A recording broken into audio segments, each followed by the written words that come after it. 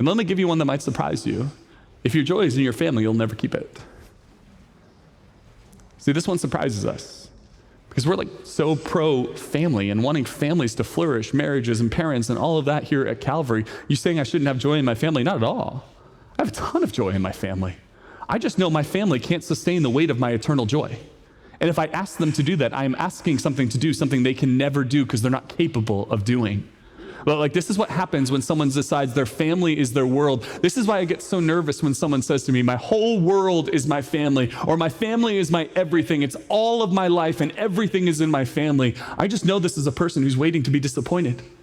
Because you might have the best family in the world, but your family was not built to sustain your eternal joy.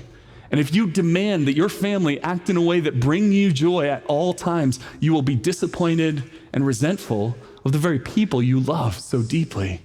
Listen, your family can't sustain your joy. According to the book of Philippians, there's only one thing that can, and that's that if your joy is in the Lord, you will never lose it. This is the shocking message of Philippians, written by a man who is under house arrest. He is saying it does not matter the circumstance, it doesn't matter what's happening in your body, your medical condition, your health, or anything. What happens is you can have a joy that is in the Lord that's outside of what's going on in your life. And it is so easy to miss this. Like, my perspective can so easily slip into the joy being in the things of this world. Like just this weekend, I had the opportunity to play a board game with my kids, which is so fun because they're kind of getting to the age where they can finally kind of understand board games. We sit down and we're playing a board game, and it's like a wonderful afternoon. We're playing the board game. They're all laughing and having fun. It was like a perfect moment, and I'm like, man, like this is so great. But here's what you know about board games with kids. It's fun till it isn't, right? And so eventually one kid starts to get frustrated, the other quits, the other throws the dice across the room. Like there's just like chaos ensues. And then suddenly what was like this perfect moment collapses under me. And it's like a silly little example, but it's exactly what happens in our lives. We look at something that's wonderful. We go, that's the thing where my joy is. And then suddenly this thing collapses under us and our joy's gone. Rather than being a people who say, you know what, I woke up this morning.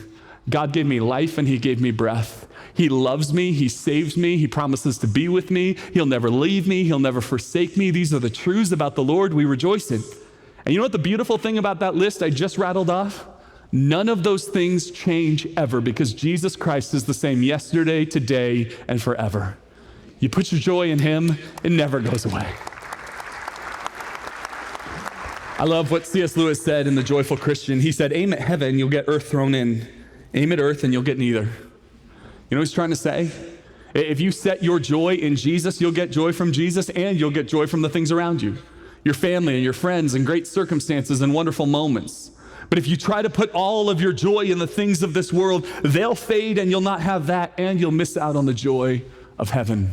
What do we want to be a people? If we want to reclaim our joy, we need to be a people who put our joy in the Lord, who change our perspective and insist that there are great things in this world that we can find great happiness, great joy in. But our joy is ultimately not in the things of this world, but rather in God himself who does not change. If you enjoyed this video, please like and subscribe. You'll be able to get more content that will help you in your own journey. We also invite you to check out our website, our social media, so you can engage with us further. And we extend to you a personal invitation to join us on campus for one of our services or one of our ministries. May God bless you as you seek to live and love like Jesus.